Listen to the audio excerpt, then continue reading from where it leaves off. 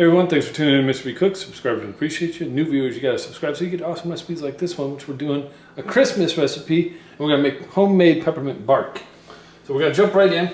I'm using Ghirardelli brand, or however you say it, and these are 4-ounce bars. So let's talk about that. I've got one filled with just 1 bar, that's 4 ounces. I have one filled with 3 bars, so that's 12 ounces. And then I have a 60% cocoa, 12 ounces as well.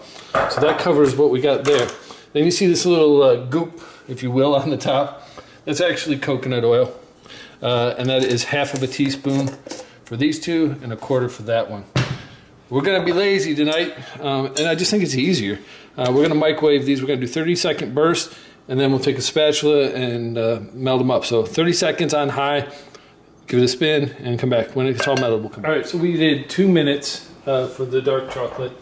And you can see that it's pretty runny, which is perfect. We got to move kind of quickly because it will set back up.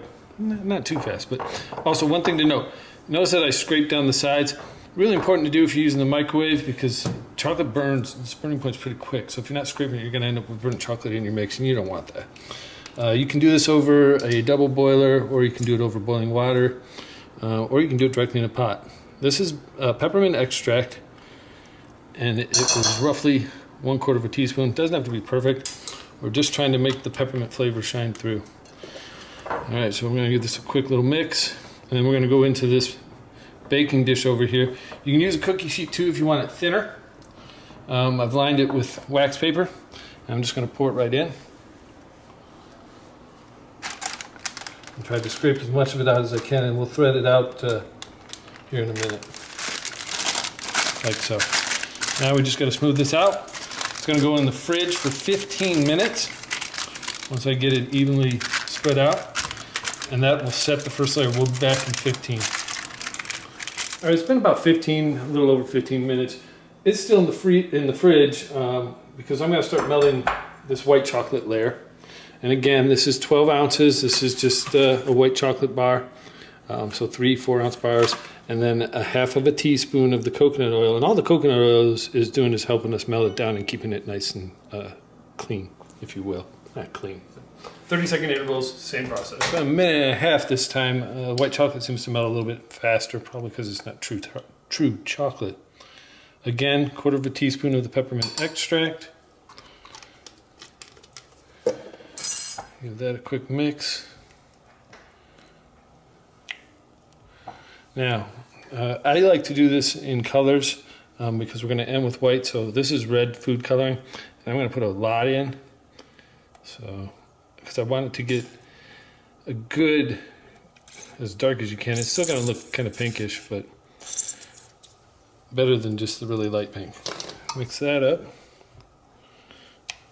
And over here, you can see while I'm mixing this, that's been about 18 to 20 minutes now that it sat in the fridge. So that's set up nicely. We're going to pour this right on top. Pour it right on top. And same thing, we're going to just spread it thin. All right, so I have this is 5.08 ounces candy canes that I've gone ahead and just broken up. Before we put this in the fridge with the reddish pink layer, we want to get some of this on top. So I'm just going to sprinkle this in. You can go as heavy or as light as you so choose. If you're wondering, I put these into a bigger plastic bag, and I used a rolling pin. 15 to 20 minutes in the fridge to allow that to set. I'm just giving it a little shake to help the candy canes get down into the chocolates as I set up. All right, so this is the last one. Again, this is 4 ounces with only 1/4 teaspoon of the coconut oil. It's probably going to take us between 1 minute and 1.5 minutes to melt, but 30-second spot. So slightly less than a full minute there for that 4 ounces. We got just a regular Ziploc plastic bag, and I'm just going to try to get this in here as neatly as possible. Now we have it in the bag. I'm going to close this up. And what I'm doing is I'm making a makeshift piping bag. If you actually have a piping bag, go for it. And I'm going to just clear this little corner here and just take a very small snip off of it. There we go. Now we just have to push everything down, and we're just going to drizzle this over the top. Remember, there's no peppermint in here, and we're just doing this to give it kind of a cool finish. There you go. Just like I said, just a nice little drizzle, just makes it a little fancier. This time we're gonna let it sit for about 30 minutes. We want it to sit full. It's been in the fridge for a little over 30 minutes, and then I took it out. Just be gentle with it when you're taking it out of the wrap.